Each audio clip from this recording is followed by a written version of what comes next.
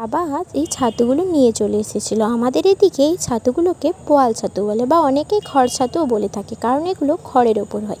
তাই ভাবলাম আপনাদের সাথে এই ছাতু ভাজা রেসিপি শেয়ার করে দিই, কারণ গরম গরম ছাতু ভাজার সাথে গরম গরম ভাত সত্যি খেতে কিন্তু দুর্দান্ত লাগে। প্রথমে মা এগুলোকে বটি দিয়ে কেটে নিচ্ছিল। এগুলো হাত দিয়েও কাটা যায়, কারণ ছাতুগুলো খুব নরম হয়।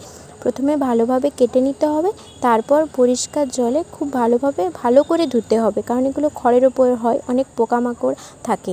প্রথমে ভালোভাবে ধুয়ে তারপর নিচড়ে নিতে হবে, নিচড়ে বাটিতে রাখতে হবে। মা আরেকবার পরিষ্কার জলে ধুয়ে নিয়েছিল। তারপর একটা কড়াইতে তেল গরম করে ছাতুগুলো দিয়ে দিচ্ছিল। তারপর পরিমাণ মতো নুন আর পরিমাণ মতো হলুদ দিয়ে দিয়েছিল। তেলটা একটু বেশি দিলে ভালো হয়, কারণ গরম ভাতে যেহেতু খেতে হয়, তাই একটু তেল থাকলে মাখিয়ে খেতেও খুব সুন্দর লাগে।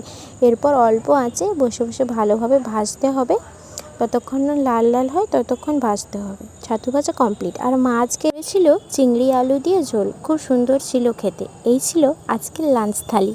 বাই।